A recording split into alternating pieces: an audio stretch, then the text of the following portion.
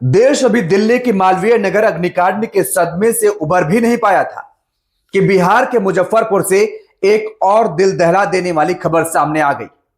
दरअसल यहां पर एक निजी अस्पताल के आईसीयू में लगी भीषण आग ने कई परिवारों की दुनिया उजाड़ दी।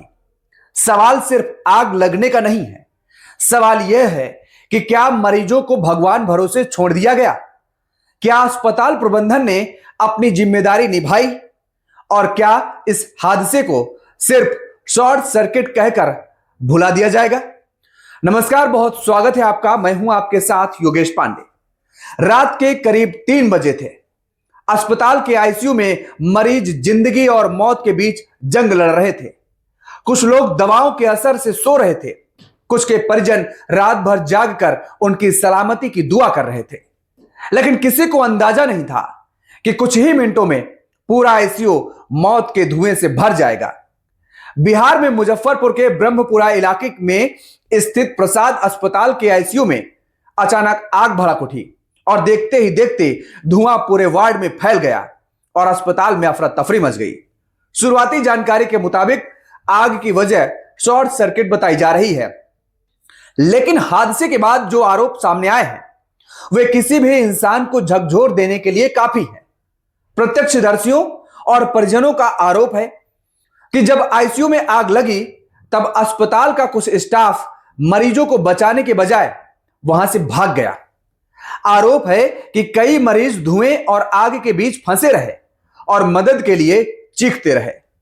अगर ये आरोप सही हैं तो ये सिर्फ लापरवाही नहीं बल्कि इंसानियत पर सबसे बड़ा सवाल है। हादसे के बाद पूरे इलाके में चीख पुकार मच गई। सायरन की आवाज से लोग घरों से बाहर निकल आए। अस्पताल के बाहर एंबुलेंस की कतारें लग गई। एक तरफ मरीजों को दूसरे अस्पतालों में भेजने की कोशिश की जा रही थी, तो दूसरी तरफ अपने प्रियजनों को तलाशते परिजन बदहवास होकर इधर उधर दौड़ रहे थे।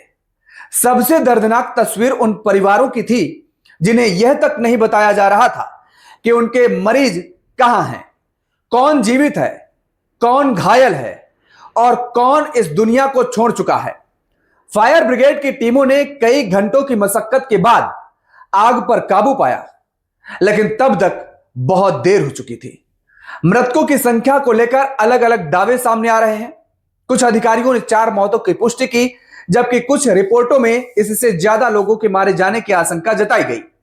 यानी हादसे के कई घंटे बाद भी तस्वीर पूरी तरह साफ नहीं हो सकी थी और यही प्रशासनिक व्यवस्था पर सबसे बड़ा सवाल खड़ा करता है। इसके बीच सवाल यह भी है कि आखिर एक आईसीयू में आग लगती कैसे है? क्या फायर सेफ्टी ऑडिट हुआ था? क्या अस्पताल के पास इमरजेंसी इवैक्यूएशन प्लान था?